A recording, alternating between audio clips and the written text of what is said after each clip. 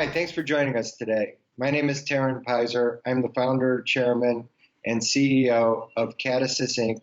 CATS is the symbol on NASDAQ. Unlike most CEOs you've seen and probably seen today, what's unique about me is that I've actually invested in excess of $20 million personally into the company, most of it in the last 2 years, and at these prices and a lot higher. That being said, what Catasys is we're a big data analytics predictive modeling company that is combined with the state-of-the-art using best practices, evidence-based practices for the treatment of behavioral or mental health disorders. I'm, of course, referring to substance use disorder, depression, and anxiety. Those diseases comprise about 75% of the behavioral health disease in the country. As you probably know, the healthcare system's a mess. You probably further know that the mental behavioral health system, as we're reminded every day, is even a worse mess. Why is that? Well, number one, the country is set up to treat only those people that are seeking treatment, and we're focused on people that are treatment avoidant. Those seeking treatment is only 10% of the population. We're focused on the 90%. But of that 10%, the industry won't tell you because no one reports data or outcomes in the industry, but the government will tell you. On the 10% that actually seek treatment, only 10% actually get effective care. So essentially the whole country is built around treating effectively 1% of the population. Hence, we have a big problem, hence why you read about it on the front pages day to day, week to week, month to month, year to year. The other problem in the industry is that there is no or low medical reimbursement for treatment costs. This is a big problem, and also probably a big reason why patients do not seek care.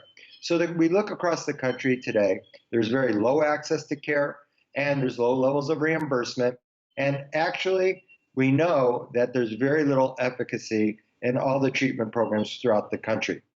That being said, what we have done is focusing on the treatment avoidant population, while the rest of the industry is focused on the tip of the iceberg, we're focused on the iceberg. And the reason we have full reimbursement is because we created a value proposition for the insurance companies, and they're seeing what I'm seeing when I'm investing my $20 million personally. They're seeing we've given them an incentive to pay 100% of the treatment costs by giving them 50% savings on every member that we enroll and giving them a 3-to-1 return on investment, and that's a return they don't get in their basic business, hence the wide adoption. We've announced the largest in the industry, United Health. We announced HCSC, the second largest Blue Cross Blue Shield in the country. We announced Humana, Aetna, Centene, and we said in recent filings that we'll have contracts with the 7 largest health plans in the country. That being said, we've announced the 5 largest. Now, who does that leave? Well, that would leave Anthem, the largest Blue Cross Blue Shield in the country. That would leave Cigna, another national plan. Well, how do we give them a 3-to-1 return on investment? First off, our identification of these patients using big data analytics and predictive modeling has told the industry that these patients are costing them $30,000 a year in medical expense, emergency room visits, inpatient stays. Now, we also have reported, and all of our data that I'm about to give you is over thousands of patients. Unlike the industry across the country, we're the only ones that report outcomes data, enrollment rates, retention rates, and more importantly for the health plan customer, our savings rate of 50% enrolled member. I just told you they cost $30,000 a year. If we save them 50% in year one, it's then $15,000 in year one savings. If we save them, again, 50% in year two, that's another $15,000 in year two savings. The health plan's like looking at the first 2 years. That being said, that's $30,000. Now, we have an 80% retention rate in our program. These are, again, treatment avoidant, very sick, obviously costing the health plan a lot of dollars, very sick, treatment-avoidant patients that we are retaining in a 52-week outpatient program using integrative care, and we'll describe those metrics in a second. But if we back out the dropouts, which is 20%, if we're retaining 80%, we take $6,000 from the $30,000, we're down to $24,000. The health plans pay us $8,500 per member enrolled. If we back out the dropouts, we effectively get $7,000, which is the 80% of the $8,500, $7,000 net per member enrolled. Now, keep in mind, and we'll discuss it in the business model, our operating cost for the program is $3,200. $7,000 we get from the plan, we expend $3,200 in our cost of services providers. Incidentally, we'll cover this more deeply in the business model, but our overhead is only $8.5 million a year right now, growing only 10%. All of our growth comes in our cost of services provided. But let's get back to the return on investment. They pay us $7,000 net. We give them $24,000 savings. Those savings go straight to the bottom line, hence the 3-to-1 return on investment. Again, bigger than what they get in their basic insurance business. Hence the wide adoption, pretty much signing up unprecedentedly, signing up the entire industry. That being said, let's take a look on slide number 5, where we discuss the behavioral health disorders. 1, people would be surprised to know that $200 billion is spent on behavioral health in the country compared to $147 billion on cardiovascular disease, or $122 billion on cancer. But what did I just tell you earlier? It's spent ineffectively, but it shows you how important the disease is relative to cardiovascular and cancer. But let's focus on the next metric that you see on that slide. What it says is that the eligible population of which we enroll, 20%. Again, all these numbers I'm giving you, enrollment rates, retention rates, savings rates, are over thousands of patients, outcomes data that the industry doesn't tell you, but we do. Now, of the 22% of our eligible population, is 22% of the total medical spend in managed care. That's $1.1 trillion our eligible population is spending in emergency room visits and inpatient stays. So $250 billion is the market that we are enrolling from, and we enroll at a rate of 20%.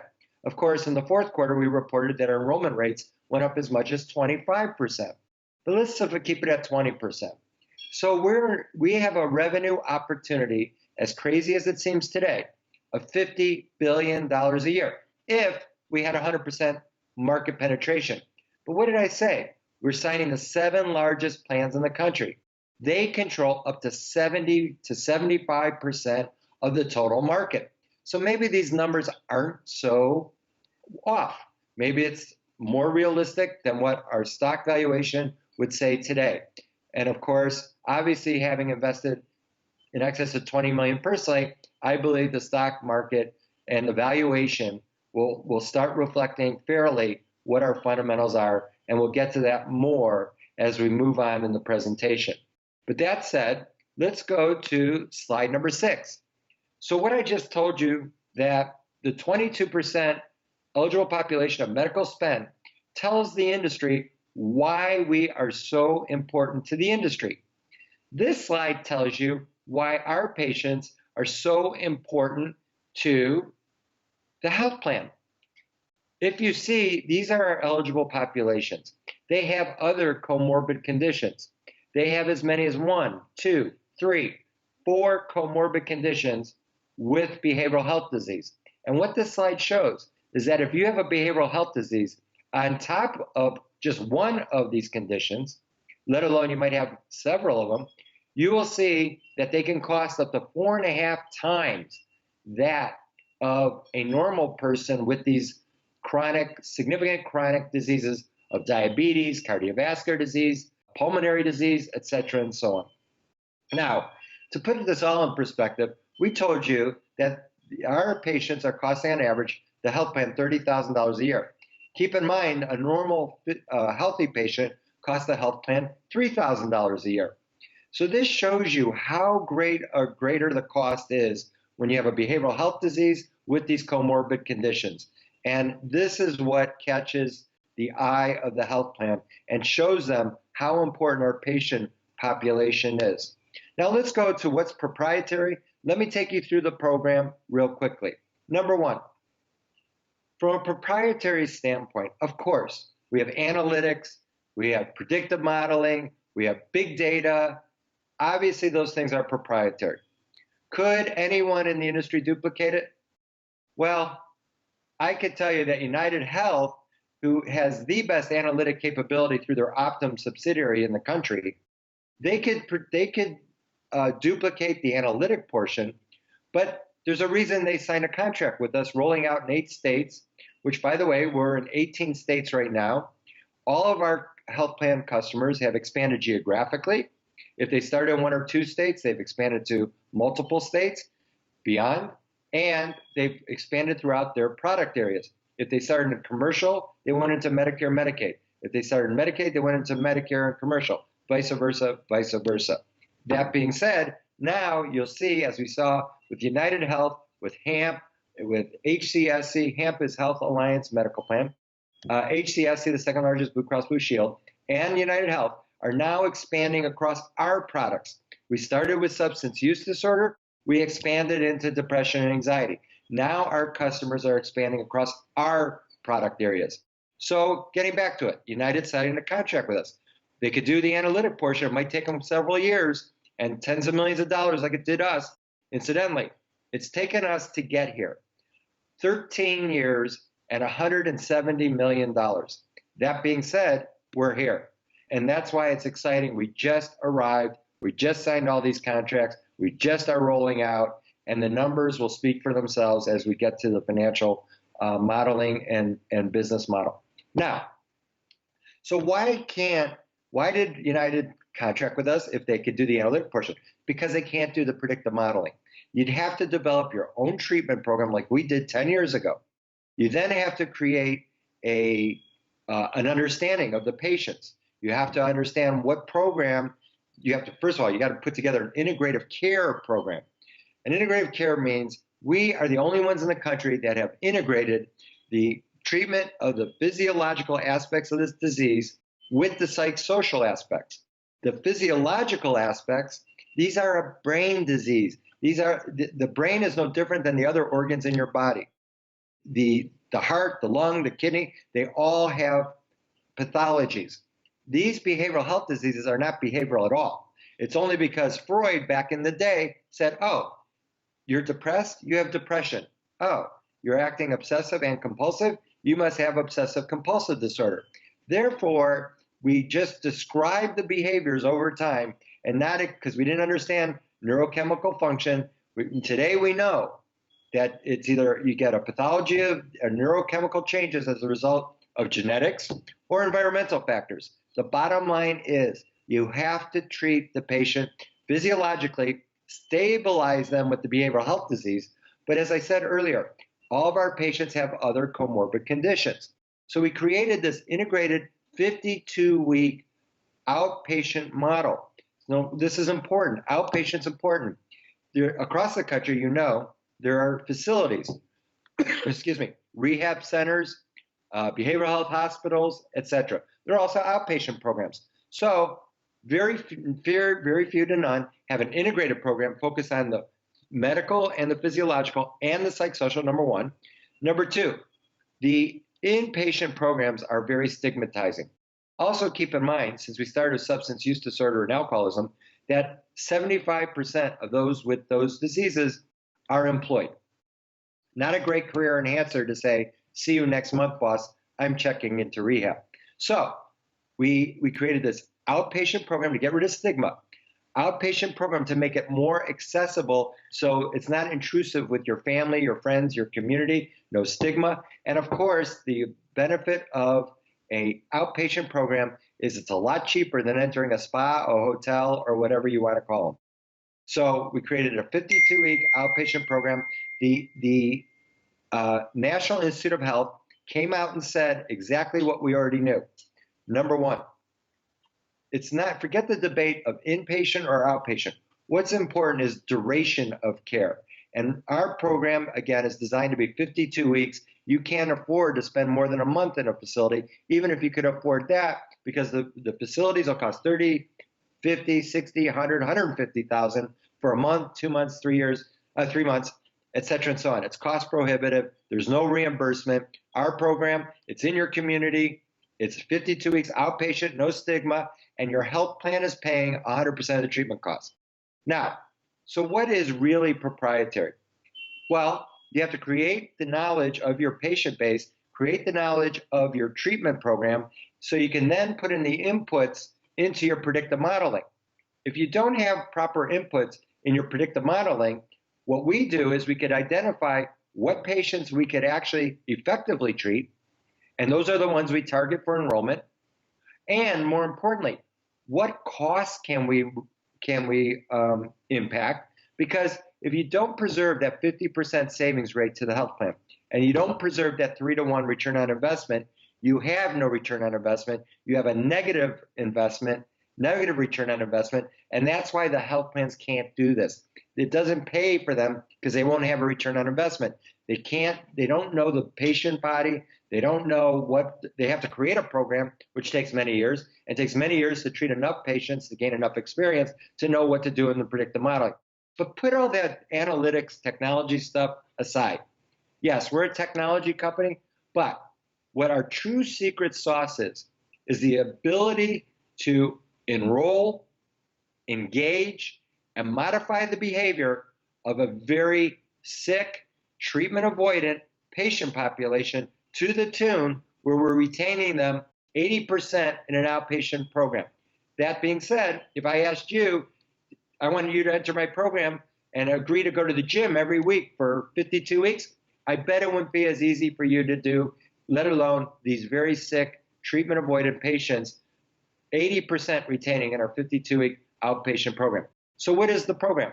So once, there are 3 things that happen when we set up and enter, we sign a contract, we enter a state, it takes us either 45 days or 90 days to create, to go from contract to launch. During that pre-launch phase, we are, number 1, setting up provider networks of medical doctors and psychologists. They're independent contractors. Think of it like there are Uber drivers. We're entering in the state, and we set up these networks. Now, the care coach, which is our employee, the medical doctor and the psychologist aren't. The care coach is our employee, which is a registered nurse by background, who's trained deeply in our treatment program. So are the medical doctor and the psychologist trained in our program, but the care coach is the quarterback and the glue. It's the patient, it's the one that creates the bond with the patient. Each care coach can handle 60 patients, and you'll see we also have an outreach person who could call 1,500 members a year.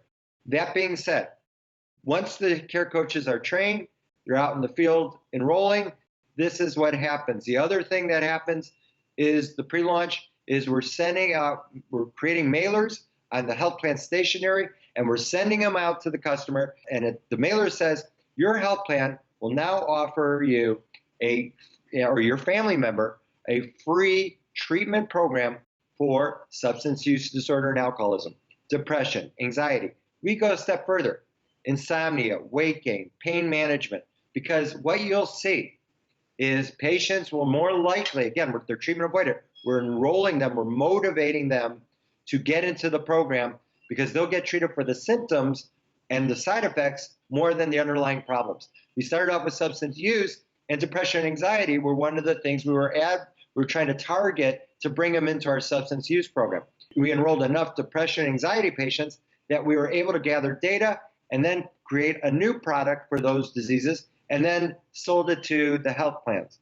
So it's a high-touch, outpatient model that once the mailer goes out, our outreach people call them, did you get the mailer?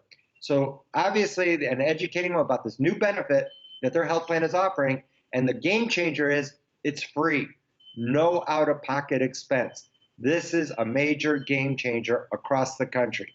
So then the outreach personnel calls once a month, once they get the mailer, and it takes about 6.1 average months to get a member enrolled. It takes 12 months to get to a steady 20% enrollment rate, because not everyone volunteers day one. So now let's go, we'll skip forward because I covered all this information. We'll skip forward to page 12, or slide 12, where we talk about the competitive landscape. I've already bashed the country. There's no cost-effective treatment. They're all short-term in care. There's no data supporting their outcomes. It's time prohibitive, and there's very low to none reimbursement. And it's a passive system only focused on those that are treatment seeking, and only focused on 1% effectively and treating effectively in the country. We are focused on the 90%, and we obviously have an 80% retention rate in a 52-week outpatient program. Just as an aside, there was a publication, before we get to the business model, there was a publication by Humana talking about, in a controlled study presented to the American Society of Addiction Medicine, that our patients not only got better, but by the way, they lowered their costs by 60%. That being said, our average is 50%, but this shows in a controlled study that Humana published. You can find it on their website as well. So let's go to the business model real quickly. We created this concept, equivalent lives. All it is a Wall Street metric.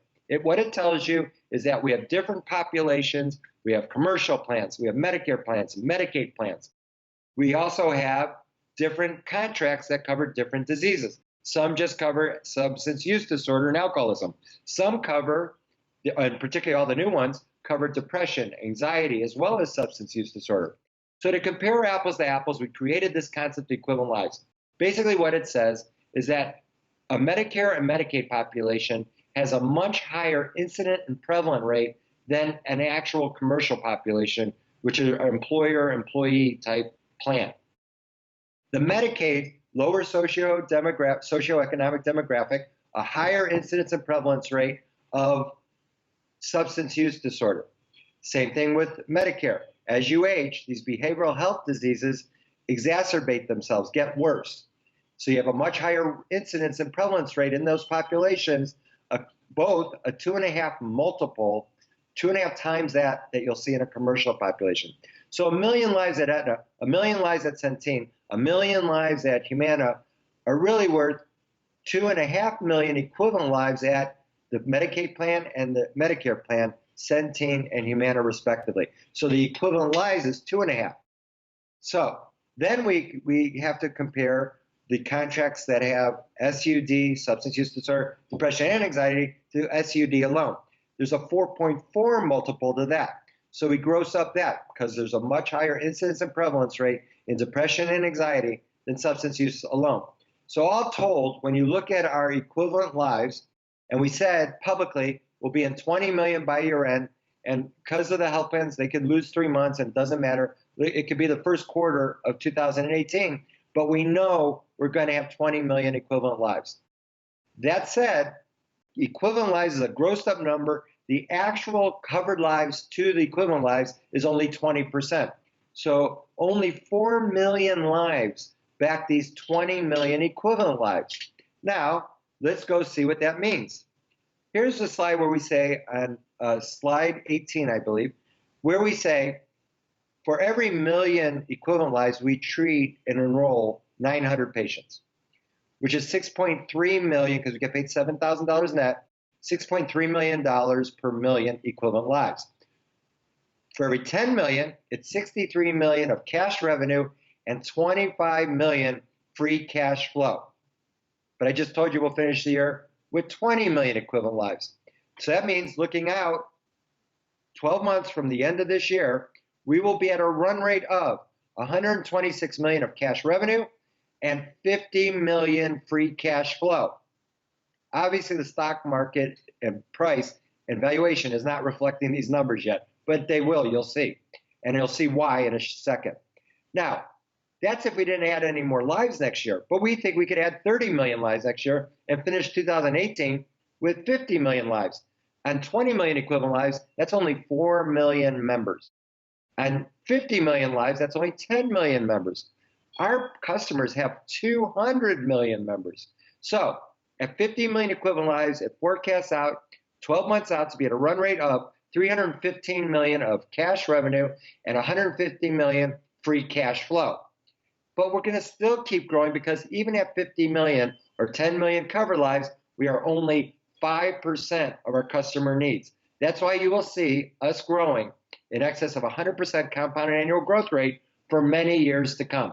Again, the equivalent lives is just a leading indicator because we keep growing. It's not a projection of what we're going to do. I think we could do better than these numbers imply.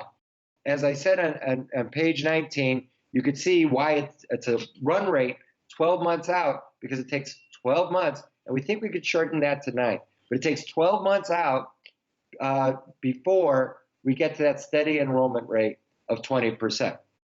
Now, on slide 20 gives you a great example. Last year, we did 8.5 million of cash revenue. We speak in cash revenue. The SEC will only allow us to say cash receipts, but because we have a deferred revenue, because we get paid relatively upfront by the plan, the $8,500 either upfront as a case rate over the first 3 months, but we provide the service for 52 weeks. Our deferred revenue number is a little different than most companies. We don't have bad debt expense. Our customers are the blue chip companies of America. That being said, I will tell you that we will not have, because we're not selling a product and getting returns, we don't have stuffing of the channel taking back inventory. Our change is just the function of time. So we talk about cash flow and cash revenue. We did 8.5 million of cash revenue. That was 7 million GAAP, 1.5 million deferred. That being said, that was only based on 2 million in average equivalent lives during the year. I just told you we'll finish the year with 20 million, which is 10 times that number, and then go on to 50 million the year after. So looking at our business, I will tell you that I like to draw the analogy, and if you go back to slide 13, what it does, it describes Amazon.com and describes us. What we are to behavioral health and perhaps healthcare in total is we are what Amazon is. Amazon to retailing is a lowest cost provider of an efficient delivery system for goods and services. They started in books. They use the same efficient delivery system to expand into electronics. They use the same efficient delivery system, lowest cost provider, to now go into world domination. We're not going to go into world domination, but we are the lowest cost provider free of behavioral health services. And we started with substance use. We use the same efficient delivery system to expand into depression and anxiety. Those diseases are 75% of the behavioral health diseases. And now I think we could go into other product areas like other areas in healthcare. So when looking at our expansion strategy, obviously today, and we'll conclude with this, we're expanding across all the states, hope to be in all major states by year end. All of our customers are expanding, so the legacy customers will continue to expand. We're rolling out launching the new customers, which there are many, and we're going to be adding new products. We're going to add an OnTrak Lite product for those patients that are costing the health plan $7,000 a year, not $30,000. It will get paid less, our costs will be less, we'll still make some good margin, but we're expanding our business model. That being said, we could also predict which patients that cost $7,000 today will cost the health plan $30,000 next year. That being said, what I mentioned how we could expand like Amazon into bigger areas. There are 2 other areas. Right now we treat opiate addiction. Why can't we roll out a pain management program? Again, outside of behavioral health, inside healthcare, further in healthcare. 2, there are other behavioral health physiological diseases that manifest themselves behaviorally, but it's the same elderly population, same comorbid conditions, the same profile. And that, of course, would be Alzheimer's and Parkinson's, the neurodegenerative diseases. These patients are the same as the patients we are currently treating and manifest themselves the same. So with that, we will open it up to any questions, and I thank you for your time. And again, our symbol is CATS on NASDAQ, and you will see, just like we did 8.5 million of cash revenue on 2 million equivalent lives, Our equivalent lives are going to grow to 20 million, 50 million, and hopefully get up to the 200 million one day. Thank you for your time. We're now opening the line for our Q&A session with Catasys. And with us today, we have CEO Taryn Pizer. Welcome, Taryn. Thank you. Glad to be here. Glad to have you here. And our first question, first of all, congratulations on the NASDAQ listing this week. We've had some investors ask, a couple of investors ask about what are the plans for the capital that you've raised from the offering and how will that impact growth going forward? Well, actually, most of the capital raised on the offering was to satisfy the NASDAQ equity requirement. Of the $15 million that we raised, only $6.3 million will be used for operating working capital purposes, and that's what we calculate will take us to the tremendous cash flows that we're expecting. The next question, earlier this week you announced a deal with the second largest Blue Cross Blue Shield company. Can you talk a little bit about your overall reach right now for coverage, and how do you plan to grow that this year? Well, every health plan that we signed a deal with has expanded geographically, has expanded across their products, meaning if they started in commercial, they expanded to Medicare, Medicaid, and vice versa. And so the legacy contracts, which are Humana, Aetna, and Centene, those are substance use disorder. All of our new contracts, like United Health, HAMP, Health Alliance, Medical Plan, HCSC, those would be expanding throughout our products, which is substance use, depression, and anxiety. So we're growing in a multidimensional way this year, and this year is really the year of the rollout. And obviously, if we finish the year with 20 million equivalent lives, it portends 12 months out to 126 million cash revenue and 50 million free cash flow. However, as I said in the presentation, we expect to add 30 million lives next year and keep growing at 100% compounded annual growth rate, revenues and cash flow for many years to come. Our last question here. Overall, there's a lot of great information in the presentation and as well added here in the Q&A. But what's the key takeaway for investors that are maybe just learning about the story? But why should they own the stock today? Well, it's always good to buy a stock that the CEO believes that he's enough in, that he buys 20 million of his own shares. There's never been a company in healthcare industry that has signed up all the major health plans. So forget about what I do with my dollars, even though some people would say the only time I let go of a dime is to get a better grip of it. Forget what I do, and it's not a question of me being a believer. Obviously, United's a believer, Humana's a believer, Aetna's a believer, Centene's a believer, HAMP's a believer, HCSC's a believer, and obviously we have a couple more big ones to announce this year.